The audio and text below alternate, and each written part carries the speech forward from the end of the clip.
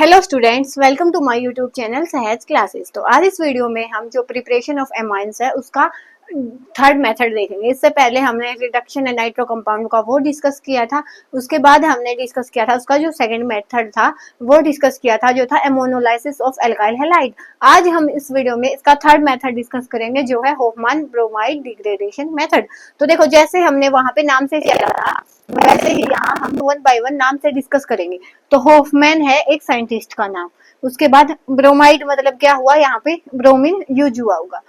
उसके बाद है डिग्रेडेशन। डिग्रेडेशन मतलब कि डिग्रेड होना, मतलब यहाँ पे कुछ ना कुछ किसी चीज की कमी हुई होगी, मतलब जो हमारा जो रिएक्टेंट लिया था उसमें से कुछ ना कुछ डिग्रेड हुआ होगा। तो वो सब हम कैसे डिस्कस करेंगे। देखो, यहाँ पे होफमैन साइंटिस्ट का नाम है, यहाँ पे ब्रोमाइड और डिग्रेडेशन। तो यहाँ पे फर्स्ट हम क्या लेते हैं, एक एमाइड। हमने लिया एक एमाइड। उसके बाद देखो यहाँ पे क्या है, हमने लेना है Br2 और हाथ में लेना है NaOH। तो यहाँ से हमें क्या मिलेगा, RNH2, साथ में Na2CO3 और NaBr और साथ में मिलेगा। तो ये सब हमें यहाँ से मिलेगा। उसके बाद देखो, ये सब तो ठीक है, इसमें जो मेन कंडीशन होती है वो होती है इसका एक ही इक्विवेलेंट है वो यूज होगा।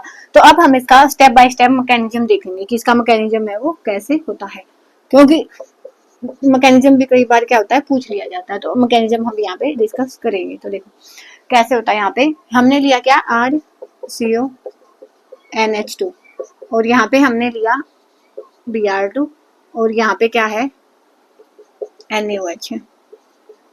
तो अगर हम यहाँ तक पढ़ के आए हैं तो हमें पता होता है कि NaOH क्या होता है, एक बेस होता है। और बेस का मतलब क्या होता है, H प्लस को निकालना। H प्लस को वो निकालेगा यहाँ से। तो देखो यहाँ पे हमें क्या दिख रहा है कि कहाँ पे एक एसिडिक H है। बेस का काम होता है एक एसिडिक H को निकालना। तो यहाँ पे आप अगर देखोगे ये वाली जो H है RCONH, अगर यहाँ से हम एक H को निकाल लें तो यहाँ पे H प्लस गया तो यहाँ पे बचा माइनस।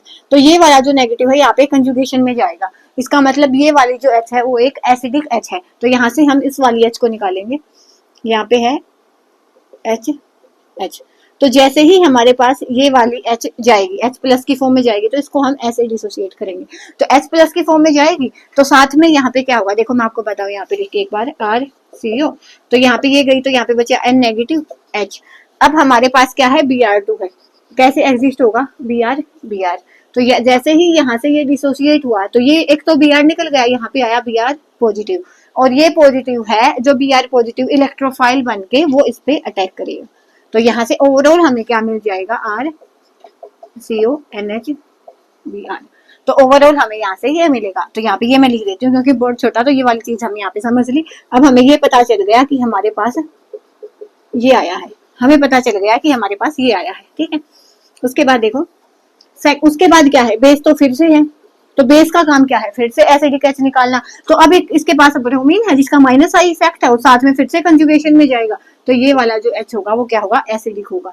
यहाँ पे ये फिर से ऐसे डिसोसिएट होगा। तो यहाँ पे क्या मिलेगा, RCON नेगेटिव Br, ठीक है। हम यहाँ तक पहुंचे। लेकिन अब देखो, पहले हमारे पास Br2 था लेकिन हमने मेंशन किया है कि Br2 का एक ही इक्विवेलेंट है। तो इसका मतलब ये हुआ कि यहाँ पे ये इक्विवेलेंट है वो तो यूज हो चुका। तो यहाँ पे इससे आगे हम कुछ नहीं कर सकते। तो नेक्स्ट स्टेप में क्या होगा, यहाँ पे कंजुगेशन दिखाएंगे ऐसे।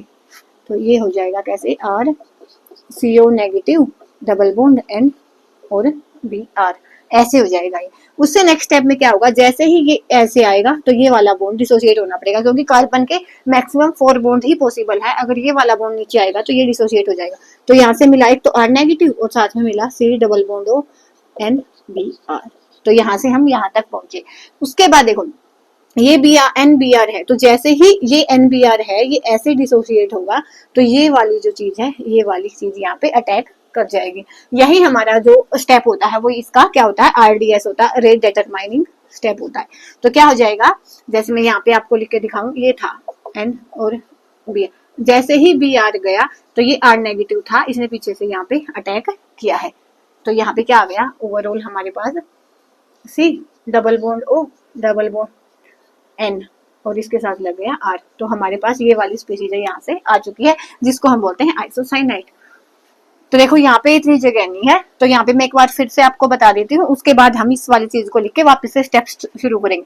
सबसे पहले क्या था, बेस था हमारे पास, तो उसने वहां से H+ निकाला। जैसे ही H+ निकलेगा तो यहाँ पे N के पास क्या बचा, नेगेटिव, और Br2 से हमारे पास इलेक्ट्रोफाइल जनरेट हुआ, तो वो इसके साथ कंबाइन हो जाएगा, तो यहाँ पे हमें मिल गया NHBr। उसके बाद सेकंड स्टेप में फिर से बेस था, तो इसने फिर से H+ निकाला, तो यहाँ पे बचा N नेगेटिव Br, लेकिन अब की बार कोई भी इलेक्ट्रोफाइल अटैक करने को नहीं है, तो ये वाला जो नेगेटिव है वो ऐसे न्यूट्रलाइज हो जाएगा। नेक्स्ट स्टेप में ये O का जो नेगेटिव है वापस आया, तो ये R नेगेटिव है यहाँ से निकल जाएगा। उसके बाद उससे आगे स्टेप में जैसे ही Br यहाँ से लीव करेगा, तो ये R इस पे अटैक करेगा, तो वहां से हमें ये वाली स्पीसीज है वो मिल चुकी है। मेन काम इसका ही है। अब हम इसका काम देखेंगे कैसे। हमें मिला क्या, O double bond C double bond N और R। उसके बाद हम करेंगे इसका हाइड्रोलाइसिस। यहाँ पे वोटर का अटैक होगा, तो देखो ये हमारा वोटर है, तो ये जैसे ही ये बॉन्ड डिसोसिएट होगा ऐसे, तो वोटर ने ऐसे इस पे अटैक किया, तो नेक्स्ट स्टेप में हमें क्या मिला, O डबल बॉन्ड C, ये एज इट इज है, यहाँ पे N नेगेटिव R और यहाँ पे मिला O, H और O के पास था पॉजिटिव साइन। उससे नेक्स्ट स्टेप में क्या होगा, ये वाला जो ऑक्सीजन है ये भी अपना चार्ज न्यूट्रलाइज करना चाहेगा, और ये वाला भी। तो नेक्स्ट स्टेप में क्या होगा, यहाँ पे ये बॉन्ड ऐसे डिसोसिएट होगा, तो यहाँ पे क्या निकला, H+, उस H+ को ये ले लेगा, तो नेक्स्ट स्टेप में मिला O double bond C NHR और यहाँ पे हमें मिला OH।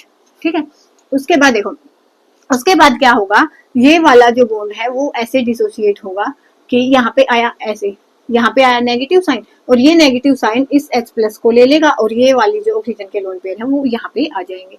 तो यहाँ पे ओवरऑल हमें क्या मिला, ये, और साथ में मिल गया RNH, तो जो तो हमारा Mi। इसी के लिए हमने इतना काम किया था। तो क्या हुआ है, सिंपल यहाँ पे हमने इसका हाइड्रोलाइसिस किया। जैसे O ने अटैक किया, यहाँ पे ऑक्सीजन वाटर का अटैक हुआ, तो यहाँ पे ये भी अपना चार्ज न्यूट्रलाइज करेगा, और ये भी, तो यहाँ पे इसने H निकाला, इस H को इसने लिया, तो उसके बाद आया O डबल C ये। उसके बाद क्या होगा, जैसे ही इस ये बॉन्ड ऐसे डिसोसिएट होगा, यहाँ पे आया नेगेटिव, तो ये वाला इस H+ को ले लेगा, और यहाँ पे CO2 गैस इवोल्व हो जाएगी। यही इसका जो होने का स्टेप था ना, कि कोई भी रिएक्शन क्यों होती है, जिस भी रिएक्शन में गैस इवोल्व होती है ना, तो वो रिएक्शन सबसे फास्ट हो जाती है। तो ऐसे था हमारा क्या, होफमैन ब्रोमाइड डिग्रेडेशन। और जैसे हमने डिग्रेडेशन इसका नाम दिया था ना, तो देखो एमाइड की ये वाली जो कार्बन है इसका लॉस हो चुका है, इट मीन ये क्या हो चुकी है, यहाँ से डिग्रेड हो चुकी है। तो ये था होफमैन ब्रोमाइड डिग्रेडेशन। होप आपको ये समझ आया होगा। नेक्स्ट वीडियो में मिलेंगे नेक्स्ट टॉपिक के साथ, तब तक के लिए धन्यवाद। Thanks for watching my video.